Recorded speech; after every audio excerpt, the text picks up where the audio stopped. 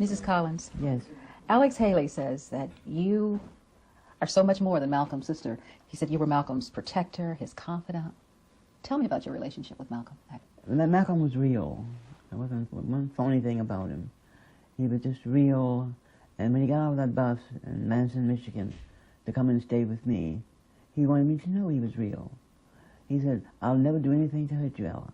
Never. If I do anything to hurt you, you tell me, and then I get you a stick and you beat me." I mean it. He kept putting his hands in my face. Did you ever have to do that? Oh, no. No.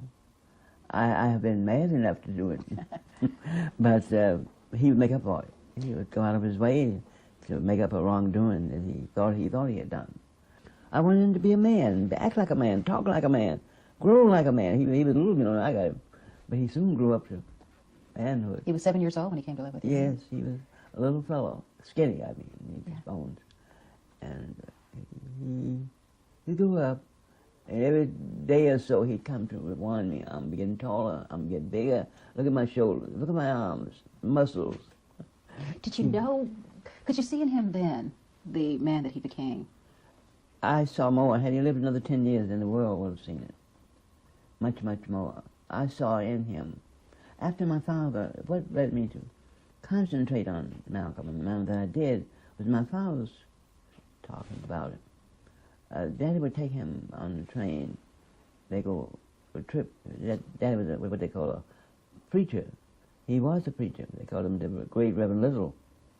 And he would take Malcolm with him. Well, Malcolm would come back and quote Daddy's speech, every word of it. And he said, Daddy was up there, you should have seen him, he said, you should have seen him clapping his hand, and all the women started shouting. It was cute. I enjoyed it, and he started patting his hand too, his little fella. But Malcolm was the type of person you won't meet every day. Never. You would meet him possibly in a lifetime. He wanted to be good. You see a person desire to do good, to do that which will please you, and warn you if anything goes wrong, that you should think about that. He would go overboard, go out and buy ice cream, something to lift my spirit, Yeah. And I like plants, flowers, had them all over the place.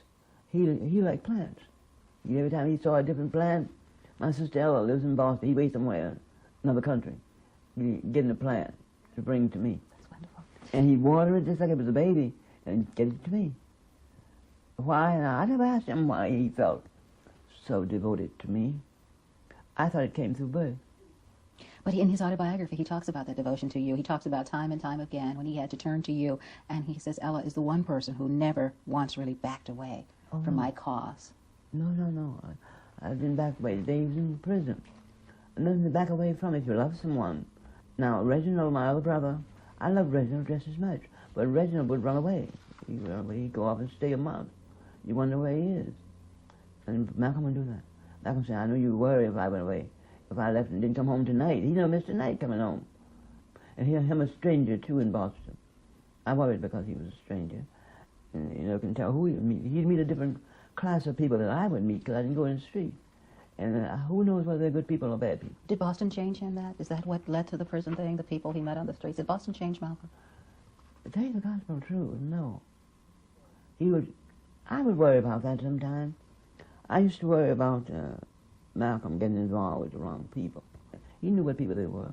Malcolm was a good mind reader. About as good as any old woman or old man you ever found who was a mind reader. And he'd say, I'm going to keep away from them. They talk big and bad, but if some of the chips are down, they'd be the first one to get caught and drag me in with them. One of the interesting things about him is he was, because there's so much we can talk about, I want to make sure we get a lot of different things in here. But everybody else was saying Negro. Some people still saying color. He preferred to be called black. Did he ever talk about why? He says, he thought Negro was a slave term, and just was that the disavowal there? No, not all of it. All of it. It all pertained to slavery, the manner in which it was conducted over the period of years, and how the people accepted. That's about. Now, a lot of that came through me. Him and I together, our mind worked on that. From very young, from 6 years old, our mind was working on that. He's just sort of a young man ahead of his time all along? Oh, wait. He's an old man ahead of his time. Oh, yeah, no doubt about it. His discussion, if you hear him sit down playing with sticks, I don't know what there's something to do with his games, sticks in a row. And he said, Ellla, how come black people didn't wake up in all that time? Was there nobody to tell them? What were they afraid of? You're only going to die once, he said. That's what he was saying when he was talking about slavery. Why didn't black people wake up? Yes. He don't blame nobody for us being enslaved but us. He blamed us for being enslaved. He knew we were caught up in a tide where the powers and the money would outspread us. But he knew we had a mind, and our mind could condition our weakness to strength if we used it enough.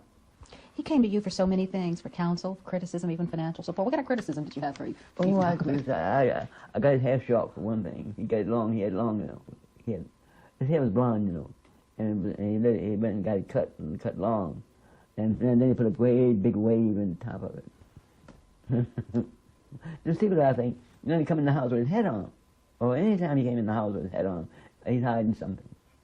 So I walked over and took his head off. So that's what you got. I took the scissors and cut a roll in it.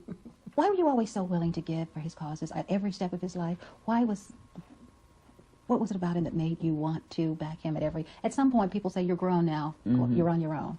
Well, when Malcolm was assigned to me, my father picked Malcolm to be mine. He said that if anything ever happened to me, I want Ellla to raise Malcolm. That's long before he died, at least 6 months or more. But I felt responsible for Malcolm from the beginning as a sister. Then we went along further, and I became his mother because he was so willing to obey me. He wouldn't pick up a rock and throw it for fear to bounce back and break the glass. I'll be mad. He knew.